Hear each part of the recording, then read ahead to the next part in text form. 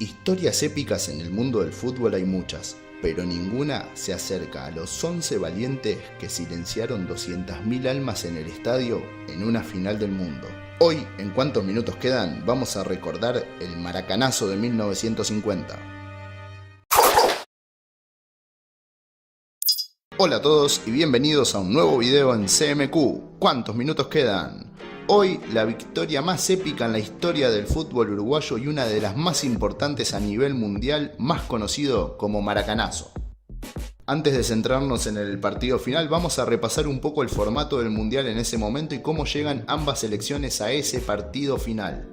El Campeonato Mundial en Brasil 1950 fue disputado entre el 24 de junio y el 16 de junio de ese año, luego de 2 ediciones anteriores que producto de la guerra no se jugaba desde 1938. Debido a su formato de competición usado solo en esta edición, la Copa Mundial de 1950 fue la única en la que no se celebró una final. En la primera fase, los 13 participantes se dividían en 4 grupos para enfrentarse todos contra todos una vez. Los ganadores de cada grupo, que fueron Brasil, España, Suecia y Uruguay, pasaban después a una liguilla de 4 bajo el mismo sistema, de la que saldría el campeón.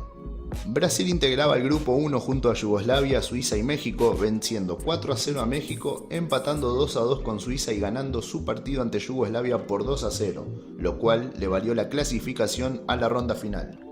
Mientras tanto, Uruguay integró el grupo 4 únicamente junto a Bolivia, a quien venció 8-0, clasificando así a la ronda final.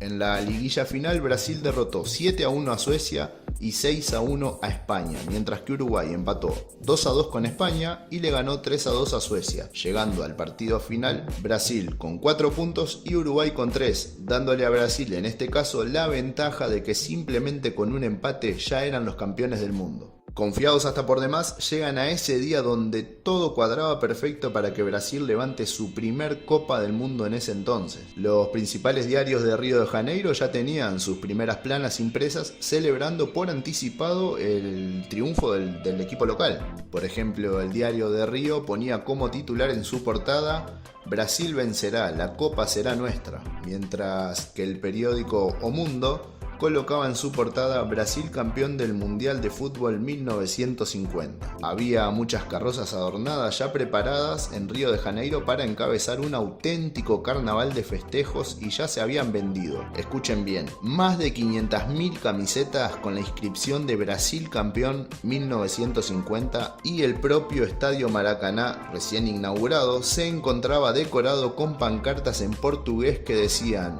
"Homenaje a los campeones del mundo". Además, autoridades políticas brasileñas habían acuñado monedas conmemorativas con los nombres de los futbolistas de la selección local, que todos se imaginarán dónde se las metieron, ¿no?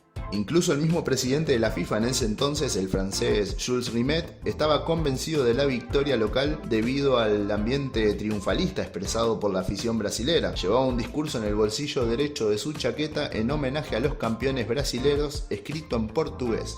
El entrenador de aquel combinado uruguayo, Juan López Fontana, deseaba evitar una derrota humillante y pidió a sus jugadores que jugaran defensivamente. Cuando López se retiró, el capitán uruguayo Durio Varela le dijo a sus compañeros: "Juancito es un buen hombre, pero ahora se equivoca. Si jugamos para defendernos, nos sucederá lo mismo que a Suecia o España", refiriéndose a las abultadas derrotas de dichas selecciones ante Brasil.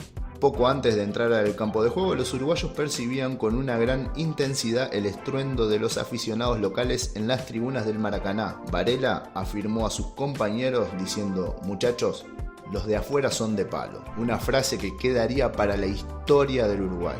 Bien, ya en el partido Brasil comenzó atacando con intensidad para poder lograr la victoria abultada que se esperaban, pero el portero uruguayo Roque Gastón Maspoli logró contener los ataques brasileños exitosamente. Y así, de esa manera, finalizó la primera mitad del tiempo reglamentario con ambos equipos retirándose a los vestuarios empatando 0-0. Igualmente recordemos que Brasil con ese resultado era campeón del mundo también. Comenzando el segundo tiempo, más precisamente en el segundo minuto, el brasilero Fiaca anotó el primer gol de la tarde. Una gran celebración comenzó a inundar el estadio, incluyendo algunos petardos. Pero la algarabía duró poco, ya que Obdulio Varela se puso a discutir con el juez por un supuesto fuera de juego. Aclaremos que Obdulio no hablaba inglés, ni el juez hablaba español, por lo que fue una discusión sin sentido, ni los propios compañeros uruguayos sabían qué estaba haciendo, pero el negro jefe contó años más tarde que fue para enfriar el partido, ya que Brasil se podía venir arriba y podía ser imparable la goleada. Y de esa manera, tras bajar la tensión del público y de los equipos, se reanudó el juego y en el minuto 21 Guilla se escapó por la derecha y tras simular que iba a patear al arco, optó por dar el pase al medio del área, donde ingresó sin marcas Schiaffino y le permitió igualar el marcador. Recordemos igual que con este resultado 1-1, Brasil hubiese sido también el campeón del mundo. Finalmente en el minuto 34 se articuló otro ataque uruguayo entre Obdulio Varela, Guilla y Julio Pérez, que terminó con la corrida de Guilla superando al defensa brasileño, amagando a lanzar el centro, en este caso como en el primer gol, lo que hizo que Barbosa diera un paso adelante, error que lo marcaría a Barbosa por el resto de su vida. Al ver el descuido en el primer palo, Guilla no dudó y lanzó un fuerte remate que silenció todo el estadio. Uruguay daba vuelta al partido y les arruinaba la fiesta que ya tenían montada. A punto de finalizar el partido, Brasil atacaba con todo su poderío, pero le fue imposible revertir el resultado. Al cumplirse el tiempo oficial, a las 16:45 horas, el árbitro inglés George Rader pitó el final del encuentro, con lo que estallaba la alegría de los jugadores uruguayos. Al finalizar el partido, la mayor parte del público salió en silencio o llorando del estadio. Para los aficionados brasileños, la victoria uruguaya fue una tragedia, comentada como la peor derrota deportiva del país hasta ese entonces. Se cancelaron claramente los preparativos de una celebración que era obvia para muchos, y desde entonces la palabra maracanazo ha quedado como expresión de derrota o desastre imprevisto para los brasileños. En claro contraste, para los uruguayos la celebración y el éxtasis fueron inmensos. La inesperada victoria llegaba al país gracias al inolvidable relato de Carlos Soler. La gente se volcó a las calles para festejar lo que en un principio parecía un sueño inalcanzable.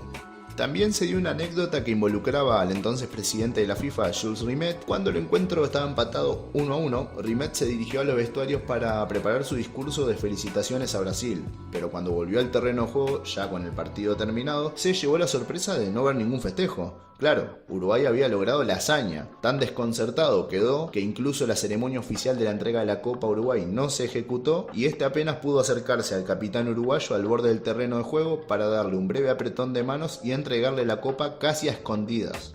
También tuvo incidencia esta derrota para Brasil hasta en su vestimenta, ya que no usaron más equipación blanca, empezaron a usar la ya tradicional verde-amarela con short azul y medias blancas.